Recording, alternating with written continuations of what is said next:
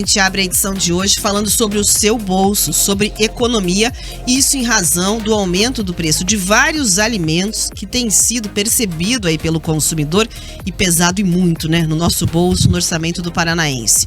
O assunto agora é a questão do preço do ovo, que disparou, bateu recordes, e você encontra, inclusive, né, no Brasil, assim como nos Estados Unidos, consumidores vendo o custo deste alimento subir quase 50%. É uma disparada que vem depois do que aconteceu já com o cafezinho e que tem estatísticas demonstrando que o consumidor já sabe quando faz as contas do seu orçamento. Segundo o Centro de Estudos Avançados em Economia Aplicada da Universidade de São Paulo, a baixa oferta de ovos no mercado interno e o aumento da demanda levaram o alimento a atingir aí o maior patamar diário da série histórica na última semana. Ou seja, muita gente, seguindo aquela dica de substituir o alimento como foi dado pelo governo, também não resolveu, de certa maneira, o problema, porque agora muita gente está consumindo ovo para fugir ali da alta da carne, né, da alta do frango, e o resultado é essa disparada de preço. A gente vai ouvir o que disse, inclusive, o presidente Lula sobre o assunto, cravando aí que o brasileiro vai voltar a comer picanha. E eu sei que o ovo está caro. Quando me disseram que o ovo estava R$40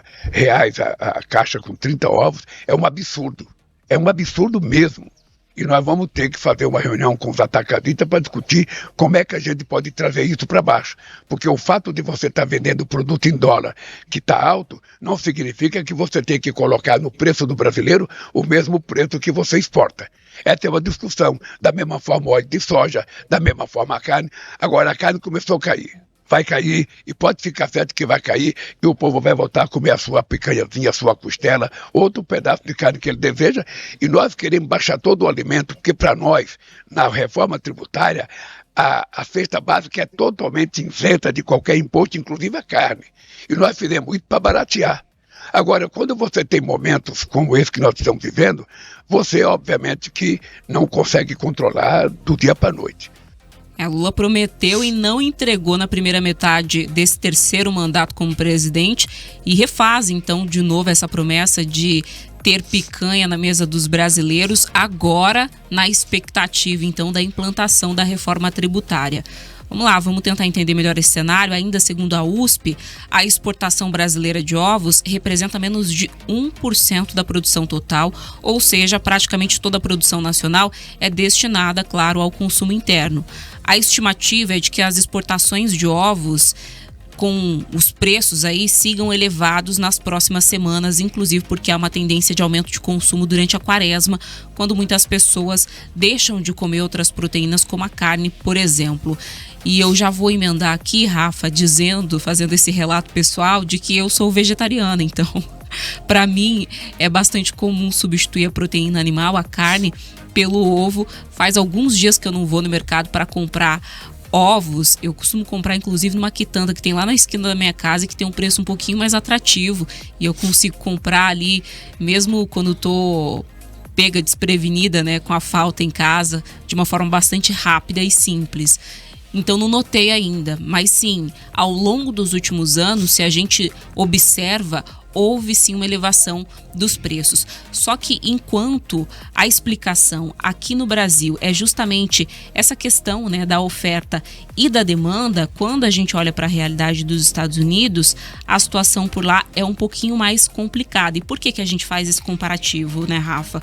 Porque a gente sabe que está tudo interligado. Apesar da exportação do ovo, o ovo não ser um produto que é tão exportado, a gente viu ali, de toda a produção brasileira, é cerca de 1% apenas que é destinado à exportação, é um produto muito delicado, inclusive. Ainda assim, isso acaba impactando a oferta e a demanda interna, e por isso há também uma oscilação de preços.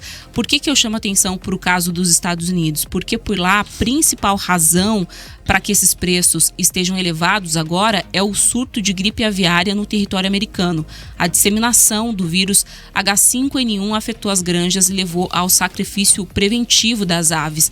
Há inclusive um rumor de que por conta da compensação que é feita a esses produtores, muitos propositalmente acabam descuidando aí da prevenção a essa doença, o que acende um alerta, inclusive, de risco de pandemia, né? De que a gente possa ter um descontrole dessa situação. Aqui no Brasil, por enquanto, não há surto de gripe aviária e a gente espera que continue assim, né? Até porque sem esse problema sanitário a gente já tem essa elevação nos preços, uma alta aí, se a gente for pensar em 2025, com os últimos anos, de 40%, Rafa, por aqui. É muita coisa. Ainda é uma alta menor do que a dos Estados Unidos, que realmente teve uma enorme disparada, mas já é o suficiente para impactar o orçamento de muitas famílias e comprometer a estratégia sugerida por Lula até que, enfim, se chegue aí essa redução dos preços da carne, que é o brasileiro substituir a carne pelo ovo, né?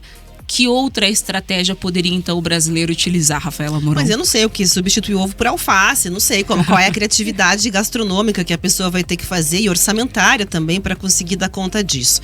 A questão é o seguinte, né? Em vez de mandar o que já foi uma estratégia altamente criticada aí, tanto pela oposição, até internamente, né? A gente sabe que não tem como você apoiar um recurso que seja esse, de você simplesmente jogar para o consumidor a conta de um direcionamento ruim de economia que o Brasil tem. E isso é inegável, né? Não tem como defender, não importa o espectro político em que você esteja. É uma realidade que se apresenta aos olhos de todos nós. Vá ao mercado e veja quanto custa uma compra, né? Vai a um posto de gasolina abastecer e veja quanto você gasta. Embora a gente saiba que tenham impostos estaduais nesta cadeia também, quando se fala aí da questão dos combustíveis. Mas você tem o diesel, que vem com a Petrobras, que transporta o quê? Alimentos até os supermercados. Então, por uma série de equações e fatores, é possível perceber esta disparada.